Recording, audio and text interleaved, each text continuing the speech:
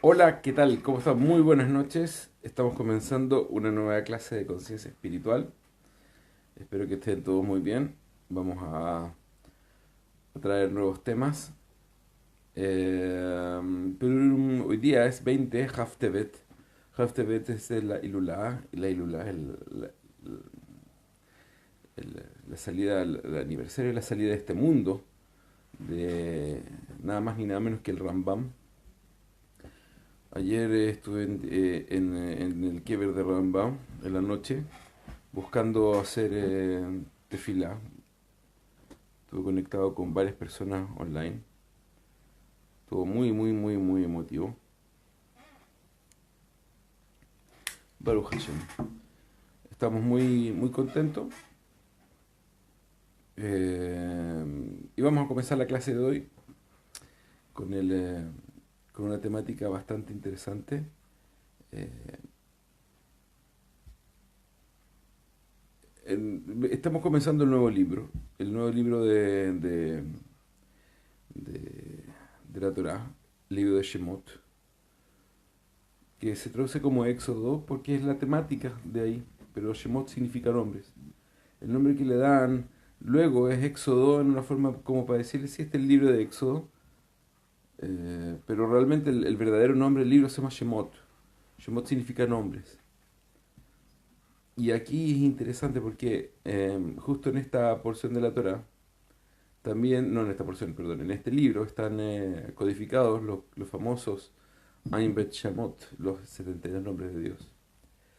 En su momento vamos a hablar de ello y quizás incluso durante esta clase, si amerita, también vamos a poder hablar un poco de los 72 nombres.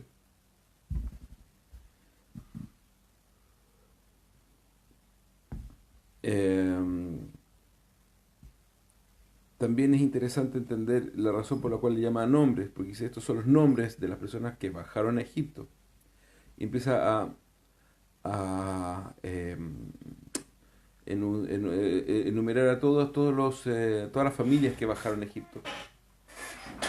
Hay gente que se pone a contar realmente si son 70 y realmente falta uno, son 69. Y la pregunta es, ¿por qué dice son 70 si son 69 realmente los que entraron a Egipto? Ya nos falta que se va a poner a contar. Bueno, está bien, que se entretengan un rato. Y realmente la mamá de Moshe Rabbeinu, Yochebed, nació justo en las puertas de Egipto, antes de entrar. Entonces salieron del lugar donde estaban de Canaán, salieron 69, pero sí realmente llegaron 70 almas a Egipto. Interesante porque sabemos que Yochebed es de la tribu de Leví, porque en ese tiempo se casaban solamente entre tribus. Y luego de eso, eh, crece hasta que logró eh, lograron transformarse en líderes tremendamente importantes. Amram, el padre de Moshe Rabbeinu, era el líder en ese momento de la era el líder de todo lo que tenía que ver con el judaísmo. O sea, perdón, era el líder del pueblo. De hecho, es más, Yochebed, a ella le decían Shifra y a su hija Miriam le decían Pua. Esos nombres tenían relación con porque ellas eran parteras, Miriam y Shifra. Entonces dice que cuando que la palabra viene del concepto de lavarlo, ¿cómo se llama? De limpiarlo, de prepararlo ya para de dejarlo bien. Por eso se llamaba Shifra. Ahora, todo el tema de Púa, ¿por qué le llamaban Púa a Miriam? Porque cuando ya estaba limpio, ella venía y le decía Púa, Púa, Púa, Púa, Púa, Púa, así como cuando una mamá viene y le empieza a hacer como palabritas al niño. Son palabras como tiernas para calmarlo. Entonces, dicen que por el hecho de preocuparse, de preocuparse tan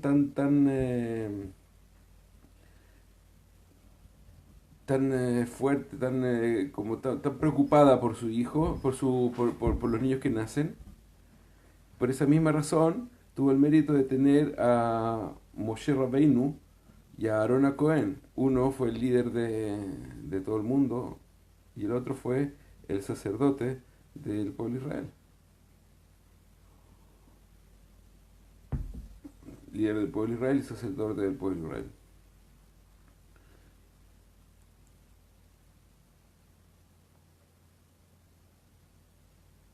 Entonces, entonces, cuando, cuando vemos que esta, eh,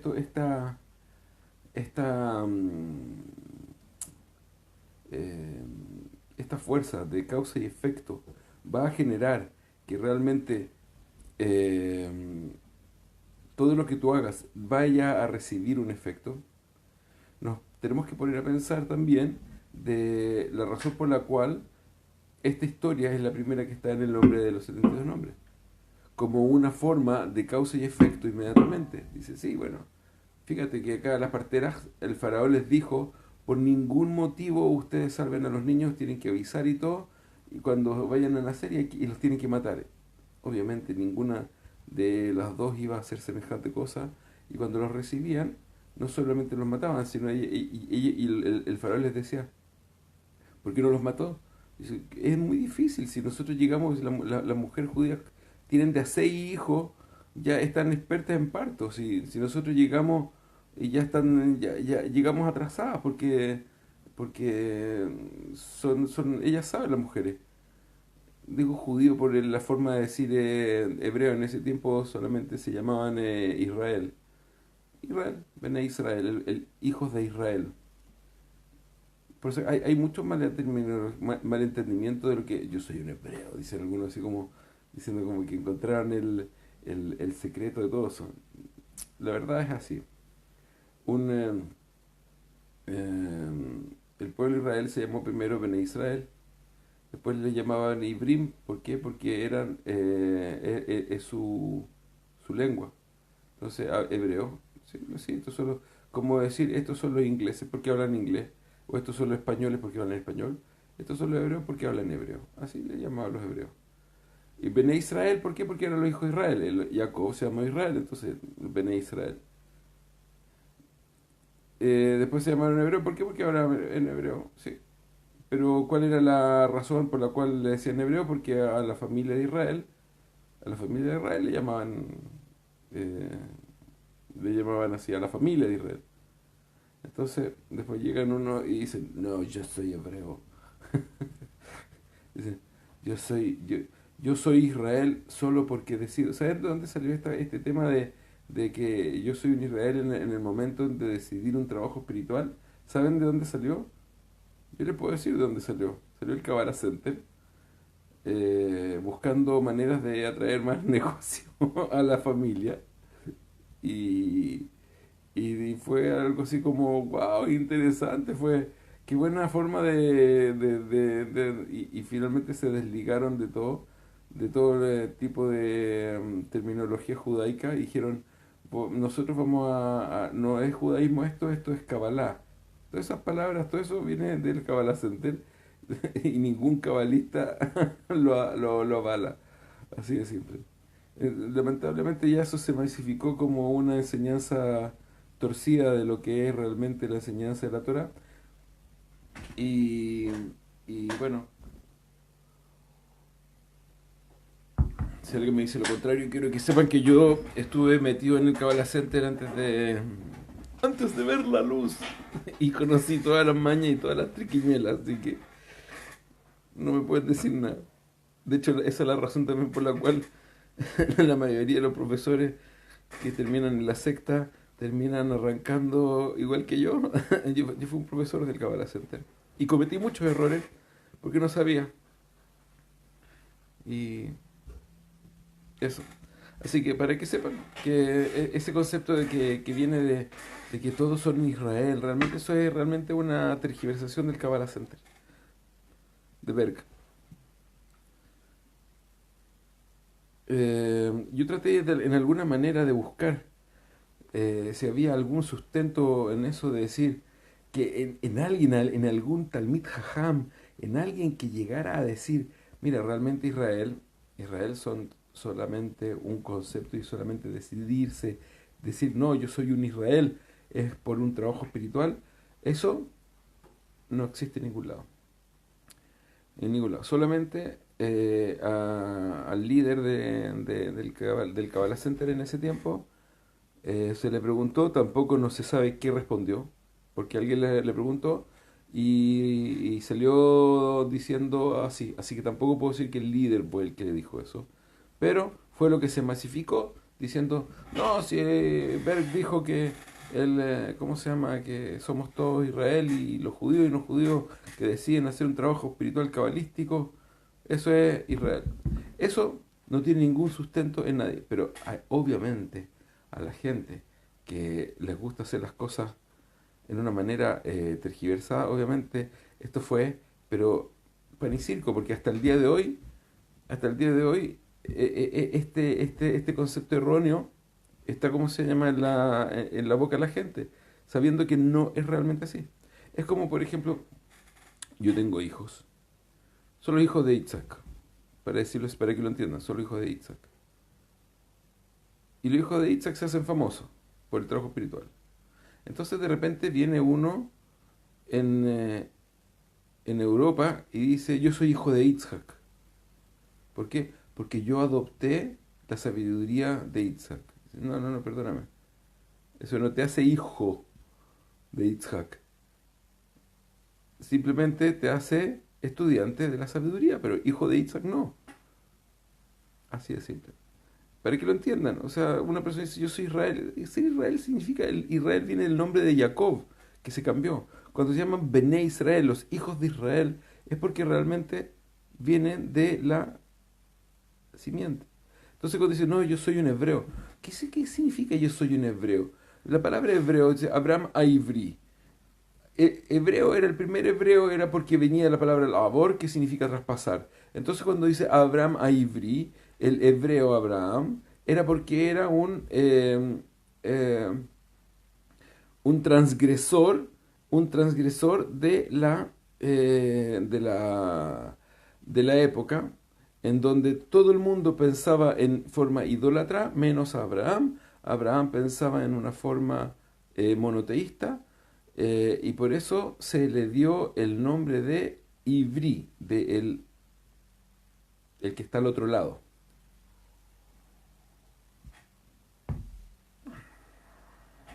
También al hebreo se le dio el nombre de Ivri, ¿por qué? Porque lo que hace es traspasar la energía de un lado a otro, es un puente que conecta dos mundos. Por eso el hebreo es tan energéticamente poderoso. Entonces, cuando una persona dice que es un hebreo, no está siendo etimológicamente, gentiliciamente correcto. Una persona, una persona que viene, esto lo leí ayer entendiendo los conceptos de Shemot para entenderlo.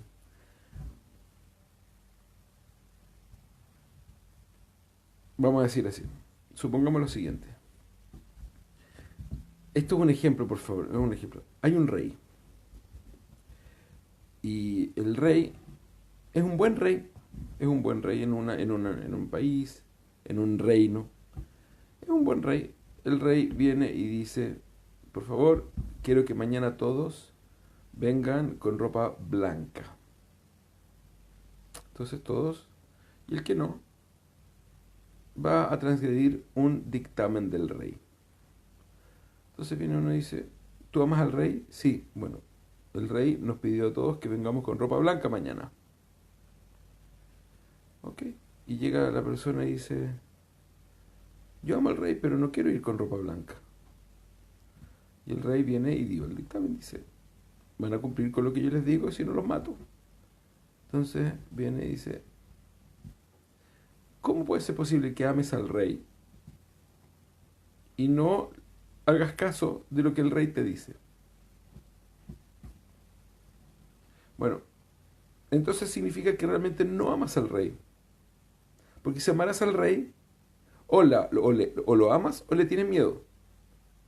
Pero si lo amas, vas a hacer lo que el rey te dice por amor. Y si le tienes miedo, vas a hacer lo que el rey te dice por miedo. Pero no puedes decir que amas al rey y haces exactamente lo contrario. Entonces, un rab dice, existen dos tipos de personas en este mundo, los creyentes y los no creyentes. ¿Ok? Los creyentes son los que cumplen la voluntad de su rey. Y los no creyentes pueden decir que aman a su rey, pero no cumplen la voluntad de su rey.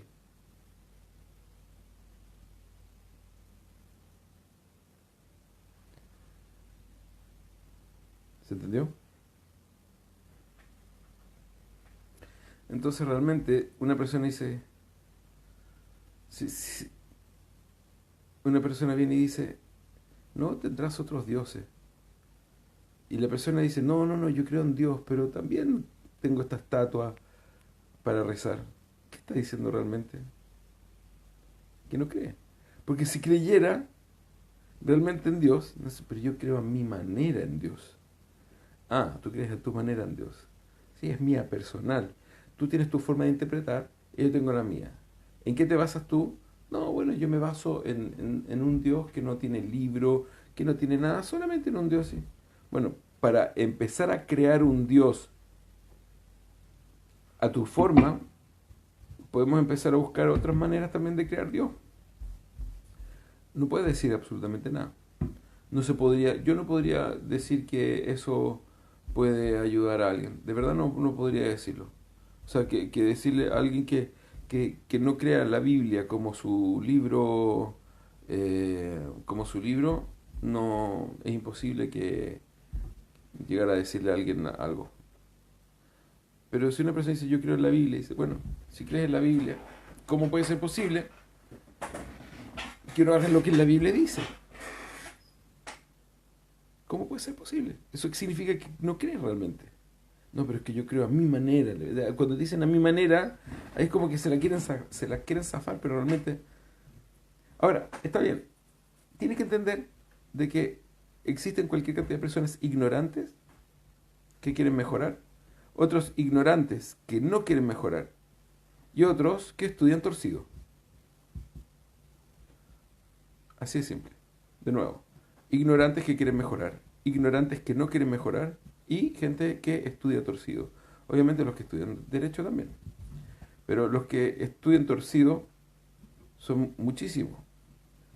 De hecho, les voy a contar algo para que entiendan la fuerza de poder estudiar y mantenerse en un estado de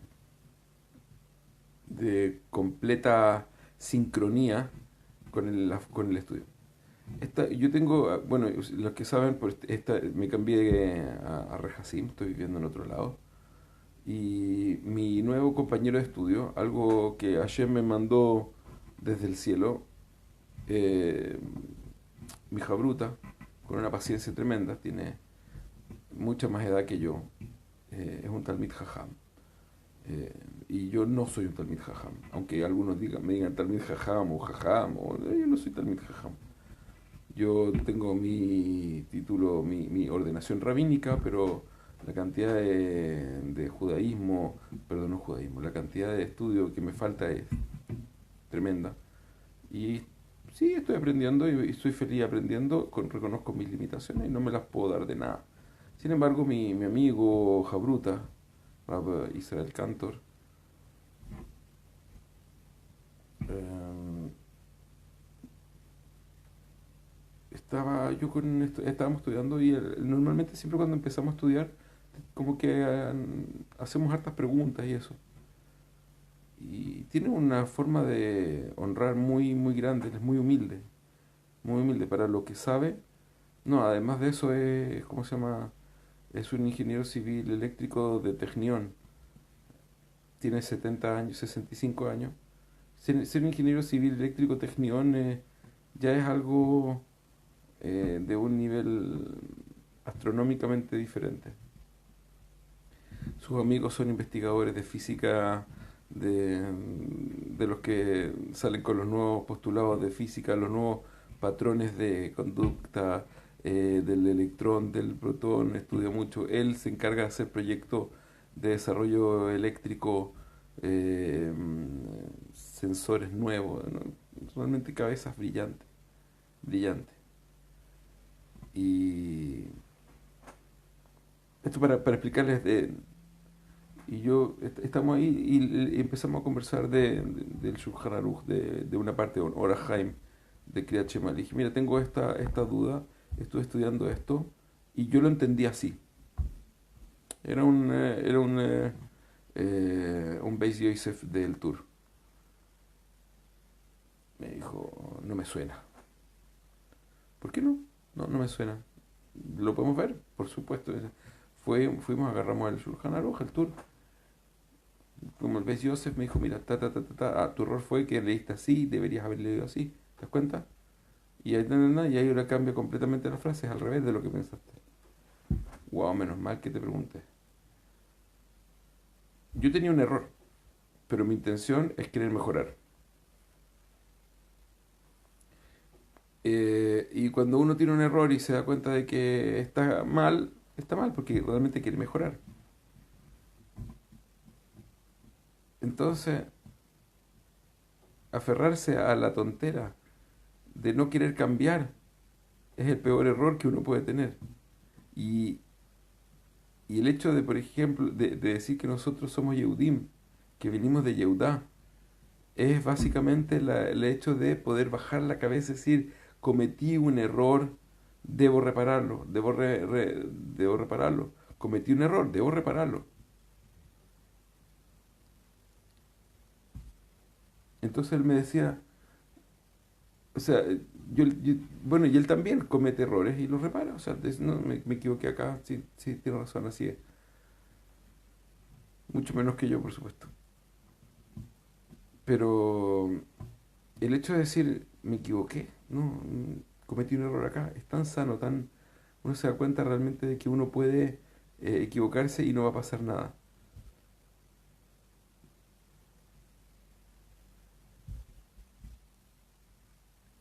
En ese sentido, en ese sentido,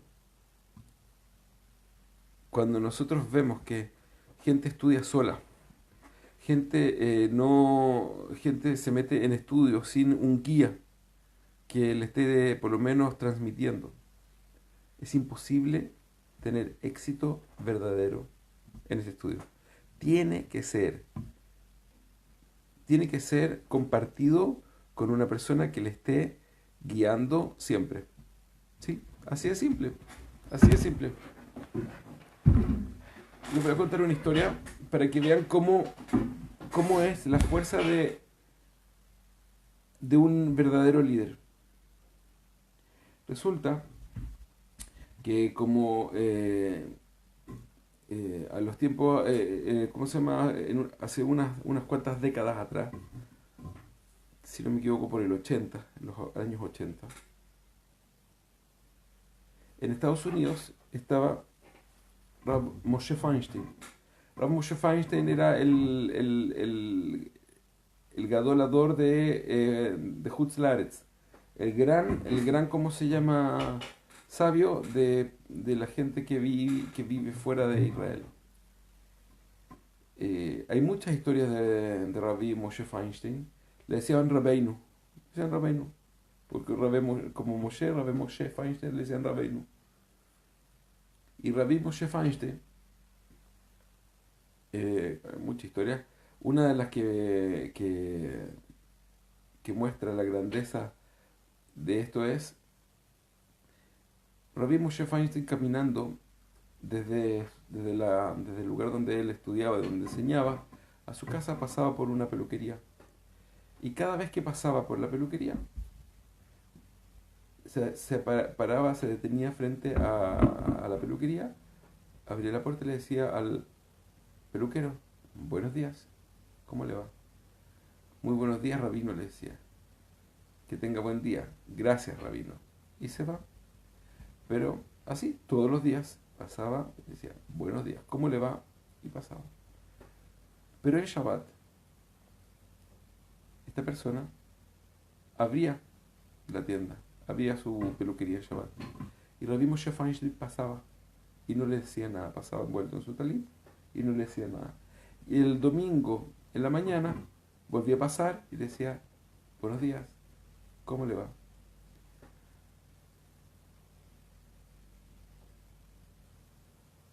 Luego de un tiempo, no sé cuánto, pero pasó un tiempo, Rabbi Moshe Feinstein vio el letrero que decía, en Shabbat es tienda cerrada, en Shabbat y festividades. Al día siguiente, el día domingo en la mañana, Rabbi Moshe Feinstein pasa y le dice, buenos días, ¿cómo le va? Y el peluquero le dice, Rabbeinu, buenos días, ¿vio el letrero ayer? Sí, lo vi, le dice. Dice, yo quiero la bendición de mi Rab también los Shabbat. Y yo sé que en Shabbat no se puede abrir el negocio para los judíos. Para los no judíos sí se puede. Y yo decidí no abrir el negocio en Shabbat porque, porque ¿cómo se llama? No está dentro de la ley. Y quiero recibir una braja de mi Rab, así que se la voy a ir a pedir a la sinagoga en vez de que me la dé acá. El sábado se la voy a pedir en la sinagoga. Y le dice, y quiero que sepa, le dice, que solo por darme una braja tan grande como decirme buenos días, yo hice esto. Porque buenos días es una braja, es una bendición. De hecho, ayer estaba conversando con mi señor y le decía, qué interesante porque hay gente que acá en Israel que tú dices Boker Tov, dice amén. O sea, como diciendo, es una braja. Boker Tov significa Boker, mañana, todo buena, que tengas buena mañana. Amén. En vez de decirte Boker Tov así de nuevo como algo mecánico, es amén. Interesante. Bueno, entonces, ¿por qué es que le estoy explicando esta historia? Le estoy explicando esta historia para darnos cuenta de la fuerza de los líderes en mirar las cosas desde una perspectiva dulce y amable. Entonces muchas veces vemos cómo personas que todavía no están empapadas en un liderazgo verdadero se envuelven en una personalidad juiciosa que finalmente termina haciendo mucho daño. Termina haciendo mucho daño. O sea, si no quieren pan, si no quieren circo, quieren sangre. Y nosotros debemos salirnos de esa ¿cómo se llama? Forma de ver la vida de una manera incorrecta. Nuestra forma de ver la vida debe ser con amor incondicional. Nuestra forma de ver la vida es con amor incondicional. Eso no significa que aceptes todo. Eso no significa que aceptes todo. Significa que la forma en que te vas a relacionar con las cosas que no corresponden contigo no son vía agresión, sino vía amor. Por ejemplo, si alguien viene y me empieza a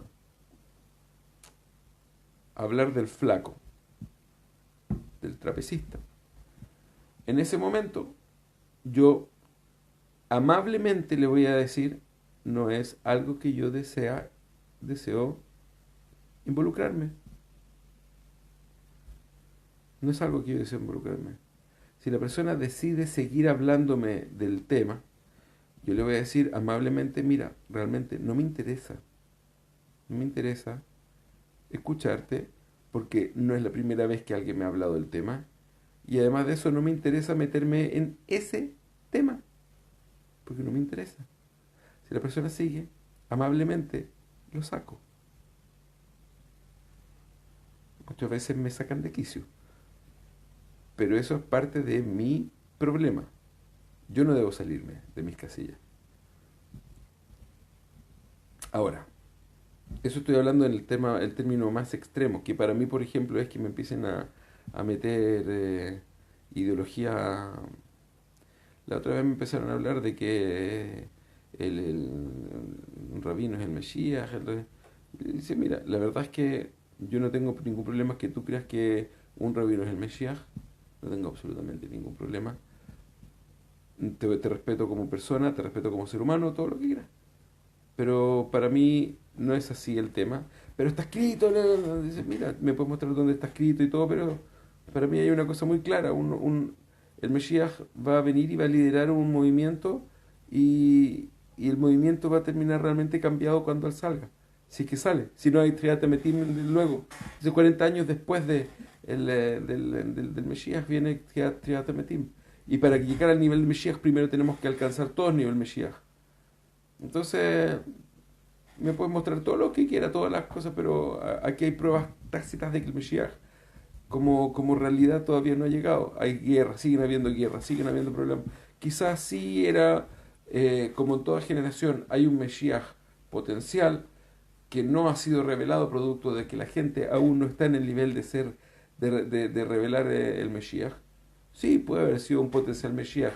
Puede haber sido el momento en que si la gente hubiese hecho teshuvá, un arrepentimiento del egoísmo que tiene, y vuelve a su creador humildemente a aceptar lo que el creador dice, sí, sí, sí, puede haber sido esa persona el Mesías. Pero no fue producto de que nosotros todavía no hemos llegado al nivel de Mesías. Entonces, aquí hay dos posibilidades. Empezamos a pelear hasta que te digo, ya me convenciste que no va a ser, porque yo tengo mi posición. O le pido que por favor se calle. Cuando tú te enfrentes a eso, amablemente puedes decirlo. Decir, por favor, no hablemos del tema.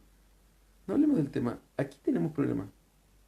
No hablemos del tema. Yo respeto tu forma de pensar. Si tú piensas que el Mesías es un rabino, o el Mesías es una, qué sé yo, cualquier cosa, es tu problema. Pero no, no te acepto que me lo contamines. Así de simple.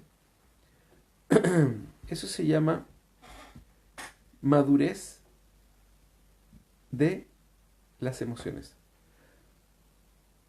Muchas veces, por ejemplo, vemos que hay alguien que dice las cosas de forma equivocada.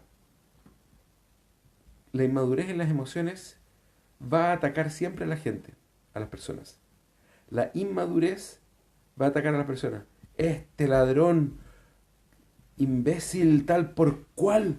Todas esas cosas así como que vienen con una connotación tremendamente fuerte, es porque la persona todavía emocionalmente aún no ha madurado. Entonces, todavía al estar involucrada en una situación en donde no puede mantener un control, viene un poco de violencia.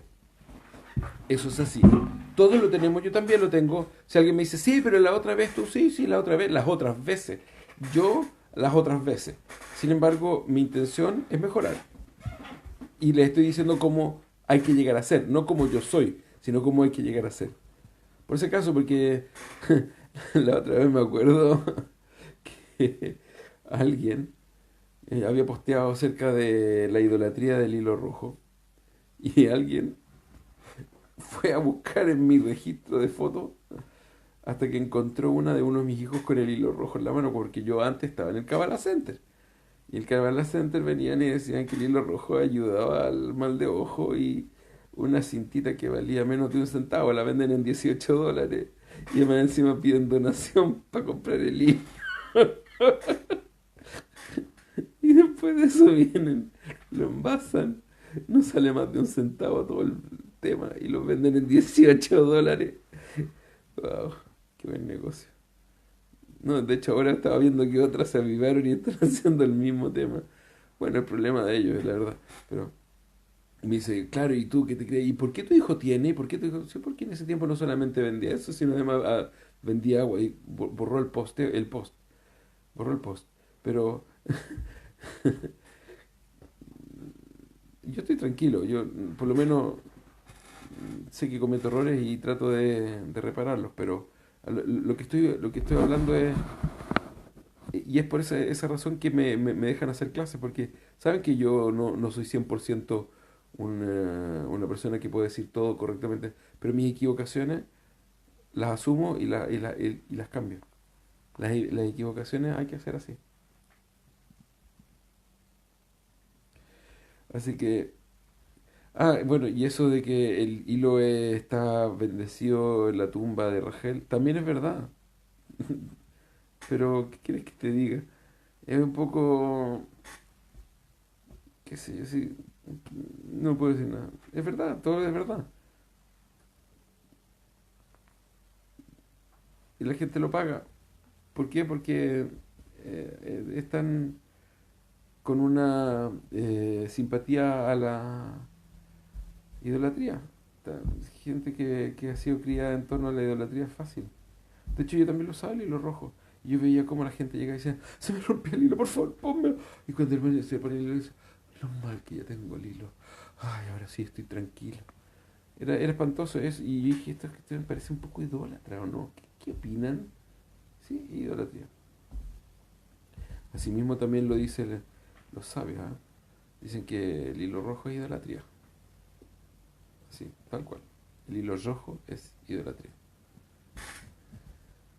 Pero bueno, continuando con la continuación que se continúa. Eh, Podemos entender el concepto básico de esto. Podemos entender el concepto básico de esto. Y el concepto básico de este tema tiene una connotación tremendamente hermosa.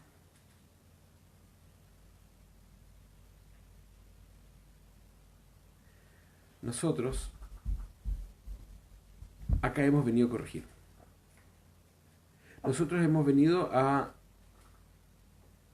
corregir y a cambiar. Ayer en la tumba del Rambam tomé una cartita que se llamaba la brajá del agradecimiento, la bendición del agradecimiento. Y en un momento decía, gracias a Hashem por todos los sufrimientos que me has dado. Pero lo hice de una forma tan linda y tan clara que entiendes que todos estos sufrimientos son para que yo vaya y termine cambiando mi actitud egoísta. Porque al final no es que Hashem dice que este es un tema que es tremendamente importante tocar. Mucha gente comete el error de creer que si yo soy bueno, si yo soy correcto, mucha gente piensa que si una persona es intachable, Hashem lo va a transformar en rico y no le va a dar ningún problema. Entonces dicen, si yo me porto intachable, Hashem me va a dar todo y no me va a dar ningún problema. Son dos cosas absolutamente separadas. Absolutamente separadas. El comportarse intachablemente es una ordenanza que finalmente va a tener un efecto. Es un efecto.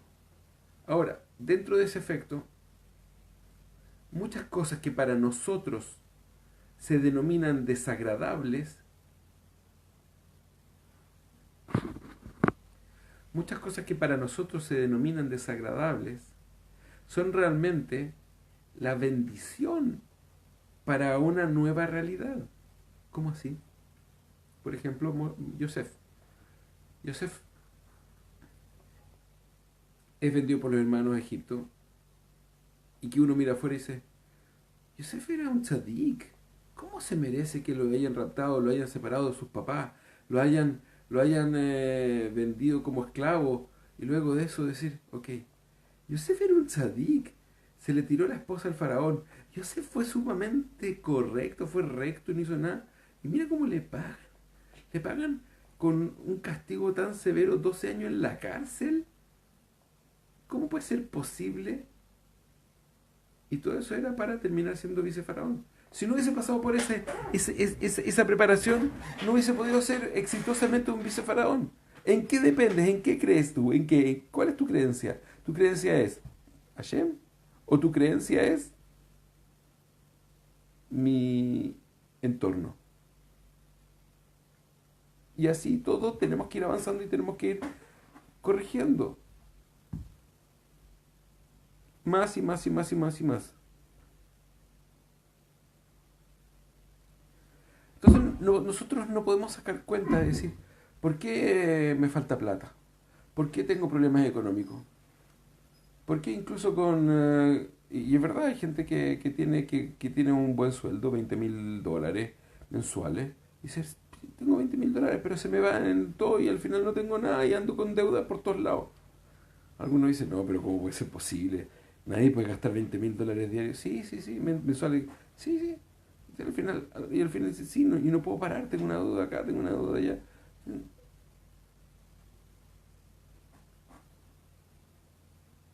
Entonces uno dice, bueno, ¿de qué se trata? Y de repente ves que hay gente que gana $800 mensuales y ahorra, y tiene ahorro.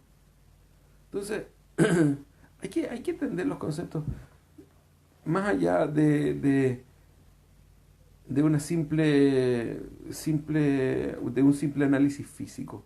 Hay que tener mayor capacidad de análisis en relación a esto. Cuando,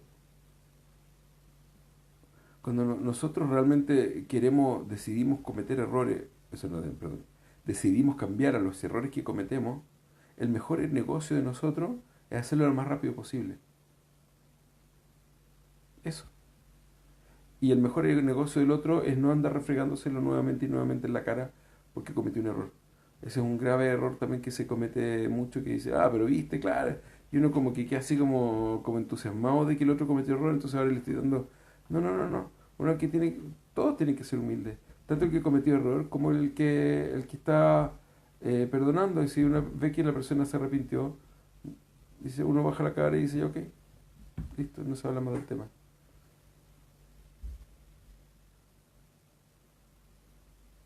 Así que es un magnífico libro, lo recomiendo 100%. ¿Qué libro? ¿El mío? Sanación Espiritual. Por favor, léalo. Está muy bueno. Está en Amazon, Sanación Espiritual. Fue un lindo trabajo y bueno, estamos viendo ahora que hay problemas para subirlo en la edición de papel. He estado como un par de semanas tratando de subirlo y no he podido, pero ya la edición de papel ya dentro de muy poco va a estar online. Así que espero que quede para todo. Bien, entonces, continuando con este tema, estoy haciendo una pequeña introducción al, al tema del libro de Shemot. En el libro de Shemot vamos a ver muchas historias en donde tenemos que entender de que no son simplemente un cuadro histórico para entender qué hizo el pueblo de Israel, sino todas esas historias están ahí para nosotros, para que nosotros aprendamos y nos empapemos con una actitud. Y para eso nosotros debemos entender que cada cosa que sucede, cada cosa que Moshe dice, cada cosa que está escrita en este libro, no está de más. ¿Saben qué es increíble? El tratado de Pesajim, en la hoja Daf Gimel Aleph, al principio, trae una discusión interesante, dice, porque el libro empieza diciendo la luz del 14. ¿Qué significa la luz del 14? El momento en que se debe buscar el Hametz, dice la luz. Y hay toda una discusión si luz es día o luz es noche. Créanme que la discusión gana que es noche, luz es noche. Entonces, ¿por qué se llama luz? Para no hablar feo, dice. Entonces, trae muchos ejemplos de, de el cuidado que una persona debe tener en hablar bonito. No estoy hablando en no hacer la shonarra, sino en hablar bonito. Y dice, por ejemplo, tres personas recibieron un pedacito de jalá, de pan, y uno dice, esto parece una pelotita de una bolita. El otro dice, esto parece un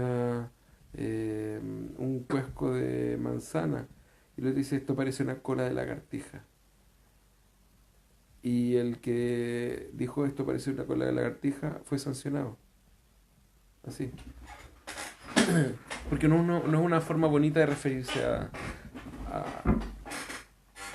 a algo que realmente dice que finalmente tenía tenía un problema, su habla no era buena, no era correcta, su forma de hablar, y fue expulsado del estudio. Pero ¿cómo tanto? Imagínense el nivel de pureza que tenían para llegar a refinar tanto sus actos que, bueno, entonces cuando una persona habla con garabatos, habla con palabras feas, habla con maldiciones en su boca, significa que tiene un error adentro, tiene algo malo adentro. Estaba mencionando formas incorrectas de hablar. Por ejemplo, dice, no digas feo, di no bonito. Es mejor. O cosas así tan simples. Dice es mejor demorarse más y explicar las cosas en bonito que explicarlas en no tan bonito. Incluso hasta la palabra para animales no kosher es mejor ni siquiera decirla. Así como, bueno, es difícil, es muy difícil, es muy difícil, pero hay que hacer el mayor esfuerzo para poder, bueno, y en ese sentido también uno tiene que esforzarse por mantener adjetivos calificativos de una manera que honre al otro, no adjetivos descalificativos. Entonces, por ejemplo, en el mundo sefaradí tienen una costumbre que son muy aduladores, o sea, Kabutarrab, con el honor del Rab, Kabutarrab.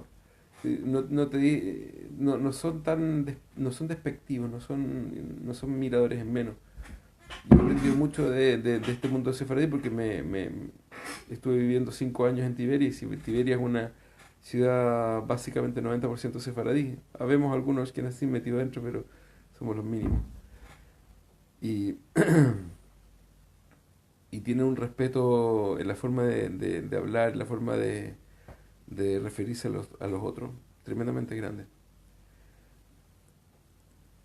Entonces, cuando tú te encuentras con alguien que piensa diferente a ti, que piensa erróneamente diferente a ti, es un error insultarlo, es un error eh, enojarte y enrabiarte. Eso que piensa que no existe nada que llame enrabiarse realmente que tenga un buen final. Todo lo que te provoca rabia finalmente es una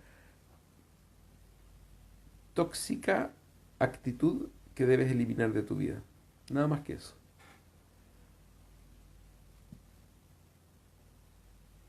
Acá nos damos cuenta de que Moshe Rabbeinu, nuestro líder, tenía esa capacidad.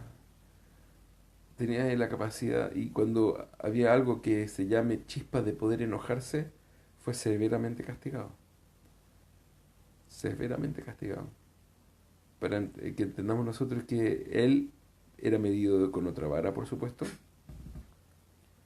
pero además de eso, para entender lo dañino que es el hecho de decidir enojarse. Eso, mis queridos. Eh,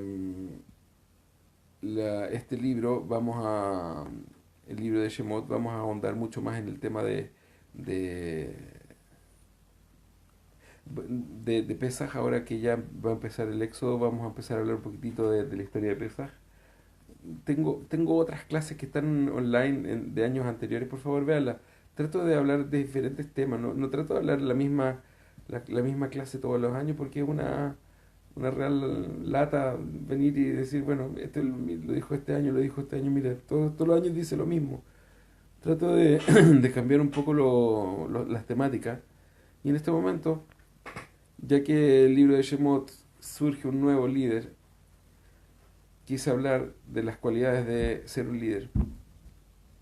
Porque cada uno de nosotros nos tiene que ayudar, nos tenemos que ayudar a ser líderes. Y las cualidades de ser un líder: no enojarse, aceptar los errores, prepararse, eso, entre otras, entre muchas otras. Ya, mis queridos, ya tengo que empezar a prepararme para irme a la mikve a rezar. Les mando un gran abrazo. Espero que tengan todos un Shabbat Shalom. No se olviden de comprar el libro. Un abrazo, que esté muy bien, cariño. Bye bye.